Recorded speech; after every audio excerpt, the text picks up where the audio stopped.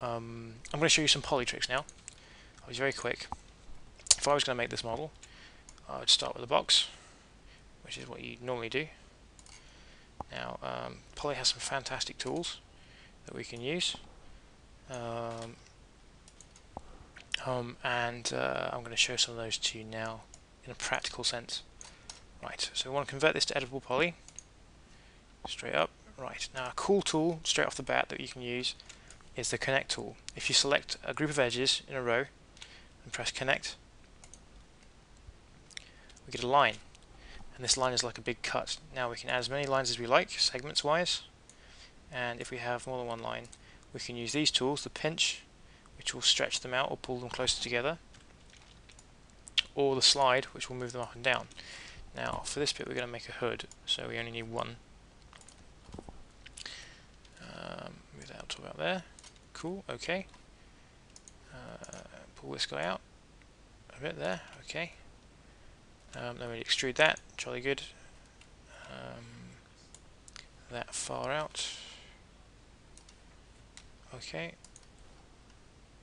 And right, we can use connect again to make the point on the front of our vehicle. There we go. It's like slice, but it's a lot less messy, and you have a lot. Poly basically gives you a lot more control over what you're doing with the model. So we'll drag those guys in. Now I'm not trying to say this is better than yours. I'm just saying this is the speed at which you can do things, like just pulling the verts around. What else? Oh, there's another cool tool. Now say you were making this and you wanted to align the shapes. What you can do is you can use, I think it's not a line. If you use snap. Now I try and avoid snap because it can be a bit messy, but for certain things it's quite cool. Make sure your snap is turned on thusly, so you want grid points turned off, you want vertexes on and midpoints on, and you want to drag something. What you can do is you can align it like that, so it will align to other vertices, and if you do it along one arrow, it will only go in one direction. So, let me try and think of a good example. Let's say we pull these guys together like that, and then we wanted these ones at the back here to be in line with those ones at the front. So if we select scale and we do it, if we did it like this, you know, it probably wouldn't work, but we can. Oh no, it must only be with move, but we could do it one by one. So we select that one axis and line it up like that. So we would have to do it one at a time. But there, so you see what I mean? That's really like instantly aligned like that. That's awesome. So snaps is really awesome for that. I only found that out recently myself.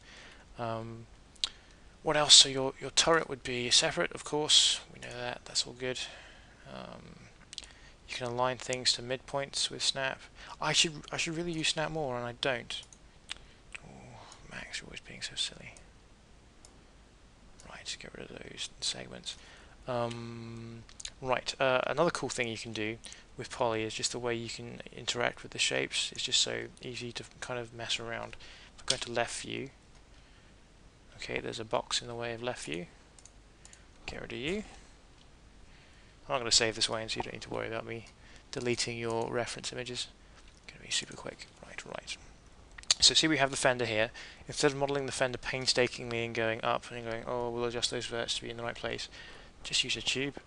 You know, we'll align that to. Doesn't seem to want to align to the middle.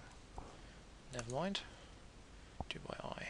There we go. So there's the outside of our tube. There's the inside of our tube. And that will be the length of our tube. Go to perspective mode. With P, by the way. P is for perspective. You can also get left with L and front with F. And T is top, I think.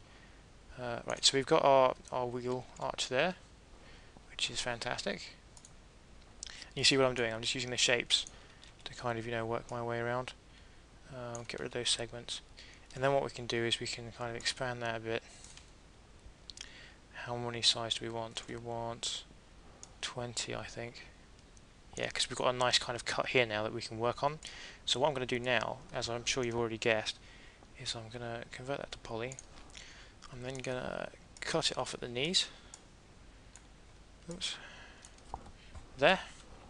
we're going to use select and cap. So if we use border, which is that one, and we press cap, we can cap it like so, which gives us a poly on making the hole. We can then extrude downwards, which we might as well extrude with both of those. Good. And then we can extrude outwards. And bish bash bosh, you've got a perfectly circular wheel arch. And of course you can always extrude outwards this way, you know, and just move these guys around. But you've got the inside of the arch is correct, and that's what's important, especially when you're trying to make stuff like that. An engine would be really simple. You could just do a box and then some cylinders sticking out the box. Like I say, don't forget to, let's see if you've done it with this actually. Have you deleted the bottom of the turret? Aha, see? Not going to see those. Get rid of those. We've also got select by angle on again, so we can just go straight through them and cut them all out. Jolly good. What else? What else can I show you? I'll make a lamp for you. Okay, I'll just do this as quick as I possibly can. If you were going to, this is about using elements as opposed to welding things in. Now, if you were going to make a lamp, I imagine you would try and use this square here to kind of inset and then extrude out of it. Don't bother. It's much easier to do it this way. So no height segments. We want about 3 sides because it's really tiny. I'm going to use smoothing groups to smooth it out. There we go. Up a bit. I think I'm not sure how I'm doing for time. How am I doing for time? Right, it looks like I've gone over ever so much, so I'm going to do this lamp for you and show you how it's done. Then maybe show you the bridge and some ring tools, and then I'll bid you farewell and let you go on with it, okay? So we've got our first one. That's our lamp stand. So from there we can press shift and drag up to make a new one. Okay, want to copy, rotate it 90 degrees, make sure angle snaps on, that's really handy. There you go. Pull it back, convert to poly. Jolly good. We want to make a connect in the middle there, pressing connect button, just the one. I probably should have used a 5. I probably should have done a 5. Actually, we'll go back to before it was a poly. We'll bump it up to 5. Put it back to poly again. PPPP, edit poly. What are you doing? Go away. Go away.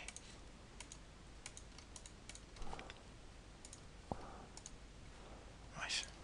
Select and connect and select the face because we want to extrude this to make the lamp, and then stretch it and then maybe squash it a bit. Maybe select this end and squash that too. And boom, you have a light made of 2 elements. And what we can then do is we can save even more polys by going into, or we can attach them. That might be quite easy. So we can press attach, select our other part using polygons or elements. We'll move the element out of the way. Now, of course, we're not going to see the top and the bottom, and we don't want to waste texture space or polys on them. So we can just select them and delete them. And delete those 2 because they're not going to be seen.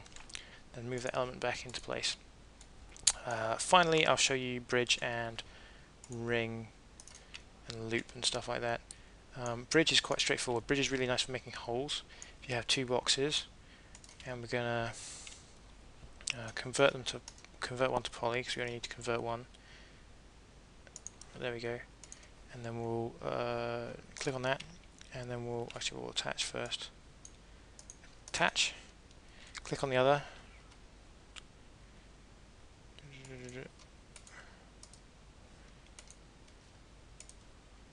Click on that one. Click on that one. Inset. Inset a lot. We press OK, and then if we press bridge, it will literally make a bridge between those 2 selected polys. Now, the other thing you can do is you can select another side on the other side of the object, press inset, and then if we select 2 objects on either side, so they're on either side, and press bridge, we'll actually make a hole through the object. And there are a few funky functions that you can use, like, you know, bias and stuff like that, and you can spin it using twist. You will need segments to do that. Like, of course, everything needs segments to add detail. There's the twist, look, see. Ring and loop. This is best shown with another box, to be honest. Box. I'll put loads of segments on it. Okay.